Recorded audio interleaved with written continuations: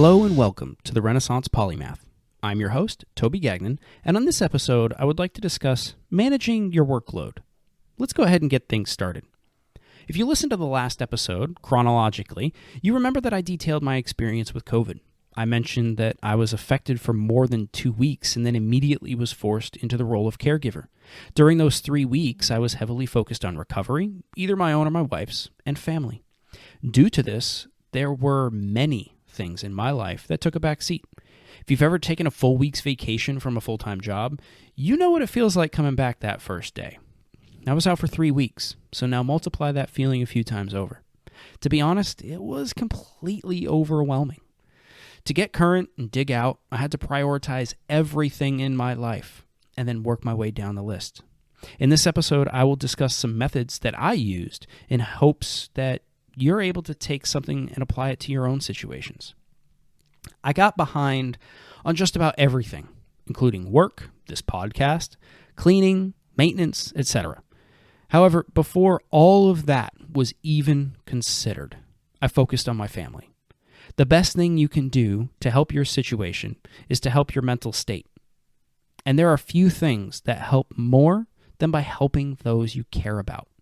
Bonus, too, is that then they may be able to help you with everything else. I kid, of course, but that might be a possibility.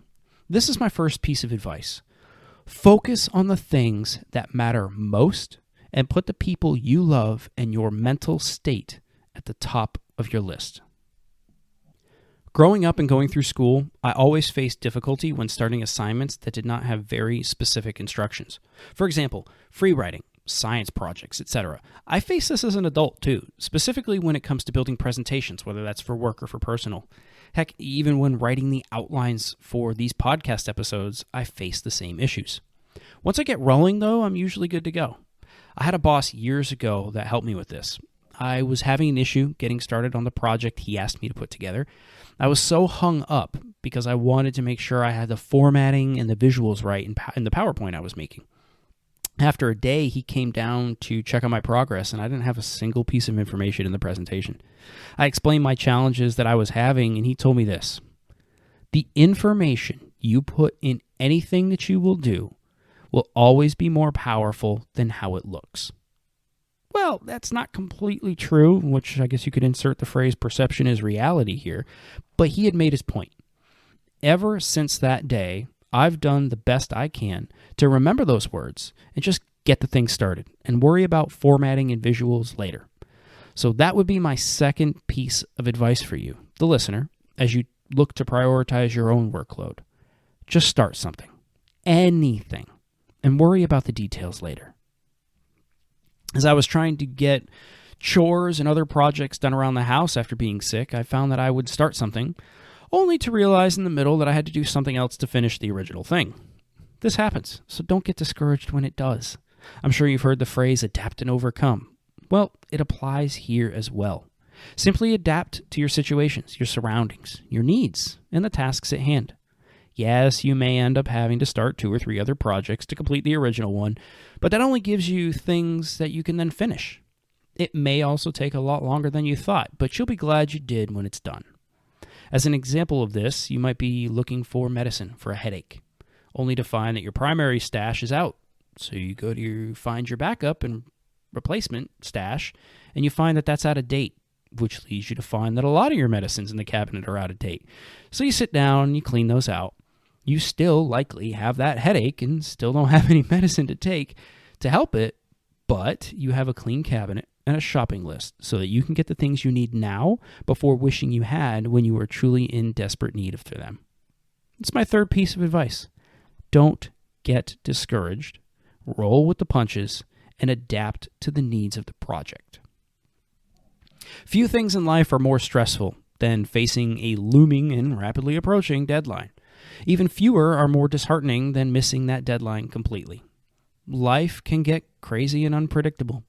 The simplest tasks can often get sidetracked and take far longer than originally anticipated. I felt that before I had a family, I could seemingly get more done in a day. I would start something, set an expectation of when I'd be done with it, and would often meet that expectation, if not exceed it. With a family, however, I have had to face those approaching and missed deadlines of my own expectations more often. Though something that I learned when reflecting on them is that while I may not have achieved the same objectively measurable amount, I had helped teach someone in my family something. Maybe it was about the task at hand and how to make it efficient, or simply how to do it. Or maybe it was work ethic and setting your mind to finishing something that you started. Heck, maybe it was even that I was able to bolster their trust in me. Or maybe even my wife found me a little sexier for being able to do or fix something. Or maybe I just look good doing it. Remember, perception is reality. Either way, there was something immeasurable that was achieved alongside of the physical project. Do your best to never discount the power that holds. So, there are my last pieces of advice for you. Do your best to manage your own expectations. Understand that life is unpredictable and the physical projects may take longer than you originally thought. And don't discount the immeasurable moments. So, that was a quick one, but that about wraps up this episode. But I would encourage you to do your own continued research in your education. I'll make sure I link to the things I discussed in this episode in the show notes. On the next episode, I will be discussing understanding daylight savings. If you have any feedback, feel free to send me an email at podcast@therenpo.com. That's THERENPO.com. I would also appreciate it if you left a review wherever you podcast. That helps this show be discoverable to others and helps me understand where things can be improved. Don't forget to subscribe and auto-download new episodes so you don't miss any of the future topics. Thank you for listening, and I'll catch you on the next episode.